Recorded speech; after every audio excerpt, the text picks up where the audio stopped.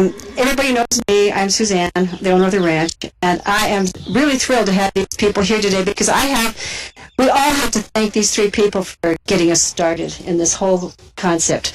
My husband and I are longtime wildlife biologists and worked for natural resource agencies, and somewhere along the line we met Heiko, and Heiko mentioned web cameras, and we just jumped all over it. So with me today is Dr. Greene, Dr. Heiko Langer, and Rob Dominich, and I'm going to just ask them to say a few words about Project Osprey and also about your nonprofit, Rob, Raptors of the West. So just give a little brief overview of the project and how this all got involved. And you've just done an enormous, wonderful thing for Osprey in this whole area, and people are enchanted with it. Well, thanks. I'm going to pass it over to these two folks first because you guys really had Rob, you kind of had the original idea. Well, okay. Rob Dominich with Raptor View Research Institute. We all kind of came to this at the same time. I had an uncle who was in the roofing business, and he had trucks that allowed us to access osprey nests. And so we started to think about, okay, how could we take these trucks and what kind of questions could we ask about osprey? And so that's what really started this. And when was it, like 2006? 2006, it's the 11th season now. That's amazing to us. 10 years. And it's been a great collaborative project, and now with the Dunrovin Ranch and others, and it's spreading throughout western Montana, or at least northwest Montana, and it's just been amazing. Some great publications have come out of it, and tons of educational outreach. Eric has really led the charge on that end of it to the point where, what are we up to now? Well, so we take a lot of kids out when we do these, and a lot of school groups, and at the end of last summer we had taken about 50,000 people out. Oh my goodness. Yeah, 50,000 people along the Clark Fork River between Butte and Missoula and other places. So public education is a major part of this. And let me just say, so Rob is a world expert on raptors and raptor ecology and conservation and migration. And Heiko is one of the world's foremost yeah, you are. A chemist, an environmental chemist. So he was here. He's now in Saudi Arabia, heading up a big environmental chemistry lab there. So we're really happy to have Heiko because he's just back from Saudi Arabia just for this event. Well, for a family vacation. But. Yeah, thanks. Well, not just for this event, right? But I'm thinking back the first 8 nests we approached in 2006. We didn't know what to expect, and I think we saw something completely different from what we wanted to see, right? We were kind of really thought, okay, this is the Clark Fork, there has to be a lot of copper, arsenic, and zinc in those birds. No, there wasn't. There was a lot of mercury in those birds, and it was in totally different locations than we thought there would be. So we learned a lot from that osprey study. For example, explain how this is done. How you take blood samples and you're able to isolate because they're only fed fish from the local rivers. That's how that was the idea. That you are what you eat, and all those chicks are eating is basically fish that had been taken from a couple miles around the nest. So those nests are located like beads on a chain along the Clark Fork or rivers.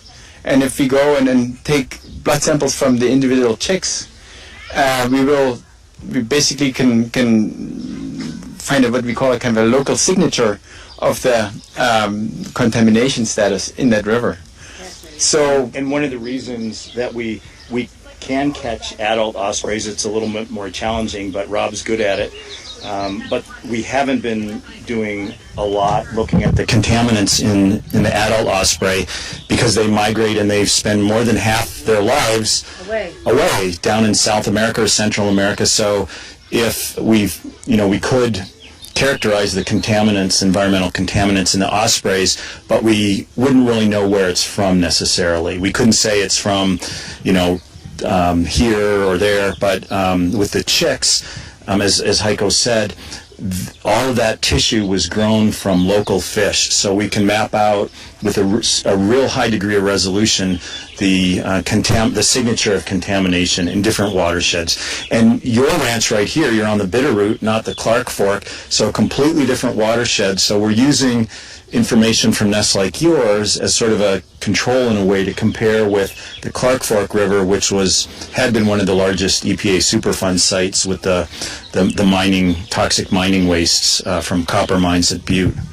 Yeah, and I also want to mention, catching adults may be fun, but it's quite invasive. So we don't really, do it if we don't have to. Working with these chicks, you saw what happened. We just go up, get the chick, take a little blood sample, put them back, and 3 minutes later, life continues as before.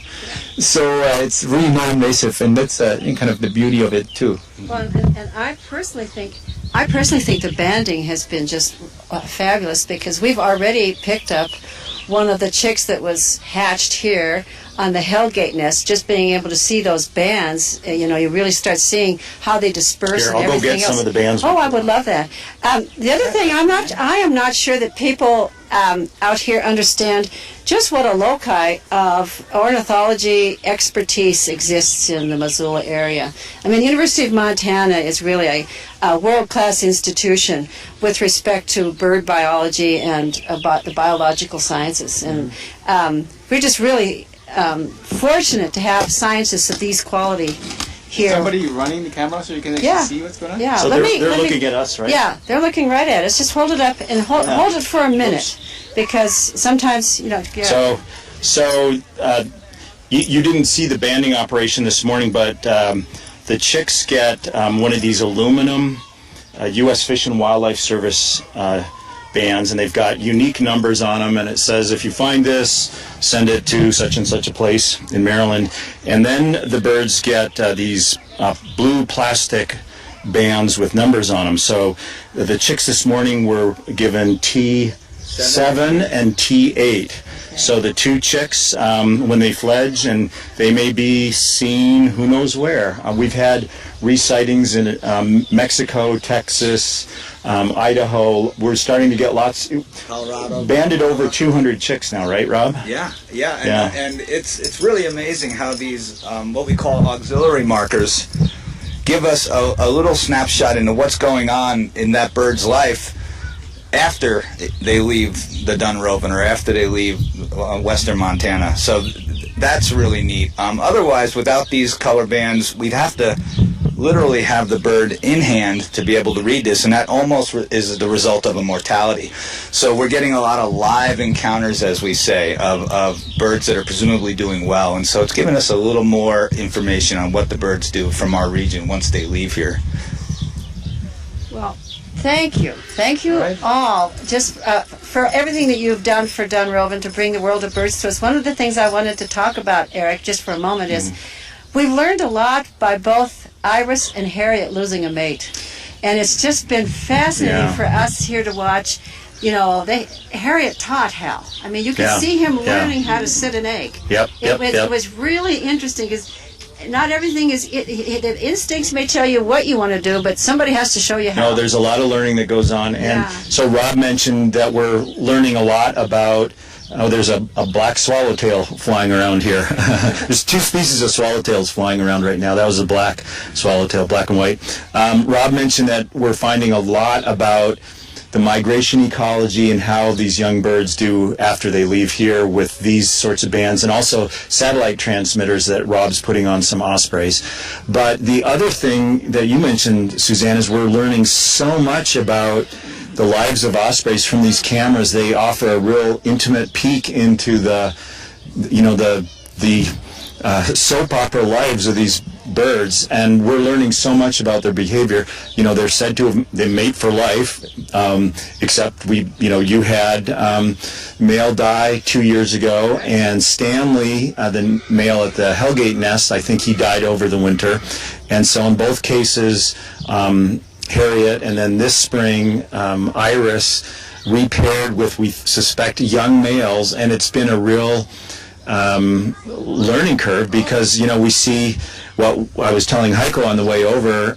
Louis, the new male, we suspect this is his first breeding attempt. He didn't know how to bring in sticks. He didn't know what to do with eggs. He didn't know how to sit on them. He also didn't know how to mate. No, neither did so he would try to mate. You know, I mean, Yeah, he would try to mate, but he would farm off, and he would like, oh, I totally meant to do that, but and Iris was like, come on, and so she's on one. There's one egg remaining, but it's infertile. It's not going to hatch this year. So.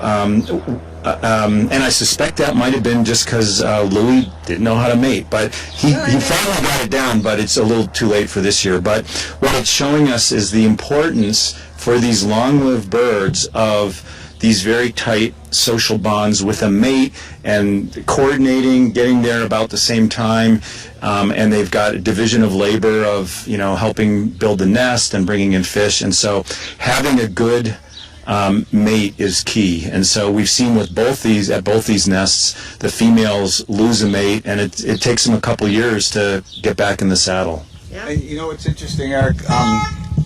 When we talk about these adults, and Eric brought up a point when they come back at the same time and they have these bonds.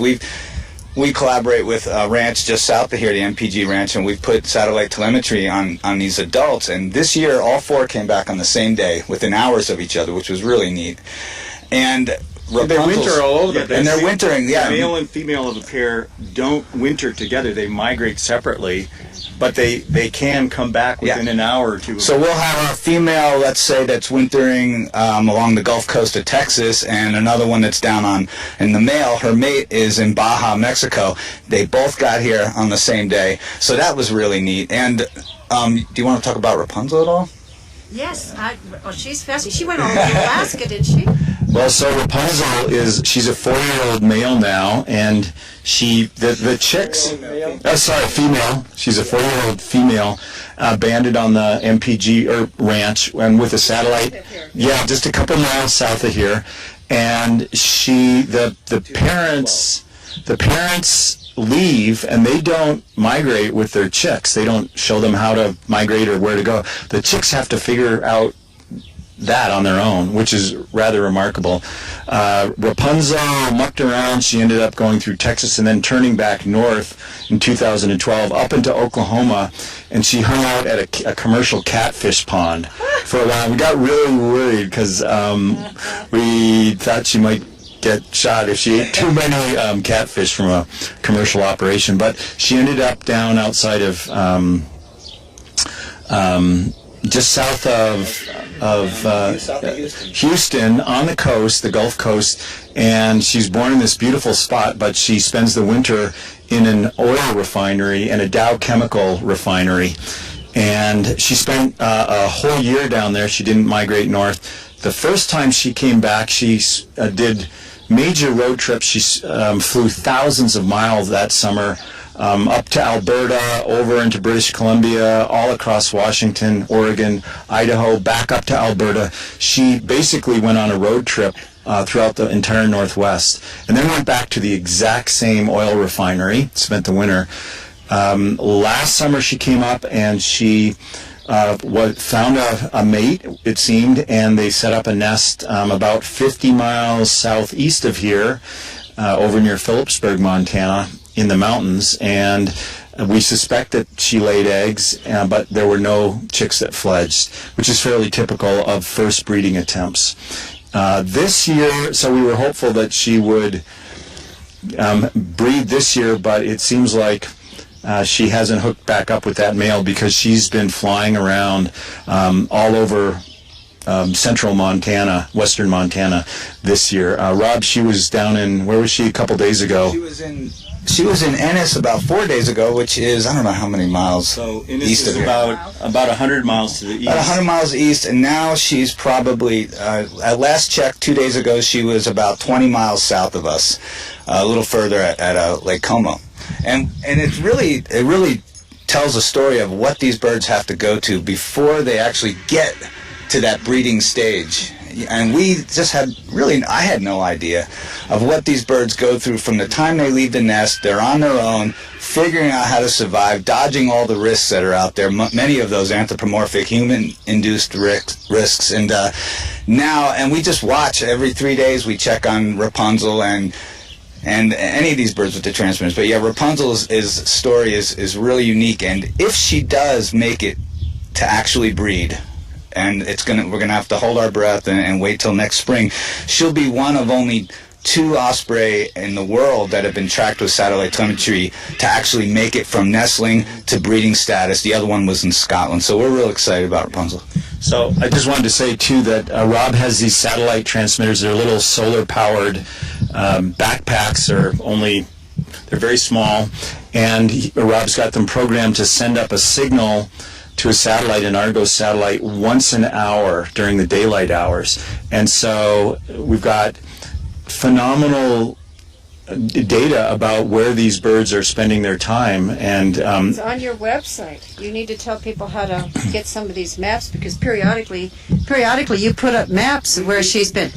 We periodically put them on a Facebook page. We're working on an interactive web system. We don't have it up yet, where you can follow the bird nearly as often as we do and get that same kind of information. I think it's a great educational opportunity, and I'll be posting an update on Rapunzel on our Montana Osprey Facebook page later today, and so I'll send you. You know the link. You know the link, but we'll give an update on Rapunzel there as well. But I've got to run to another meeting, so I don't know if you've got it. I know. I just want to thank you for your time. And thank you for everything you've done for Osprey. And so we've got a satellite transmitter on Heiko, and we've been able to track his movements, his migration from Saudi Arabia all the way back to Montana. You can do that with email too. Yeah. Thank you and goodbye.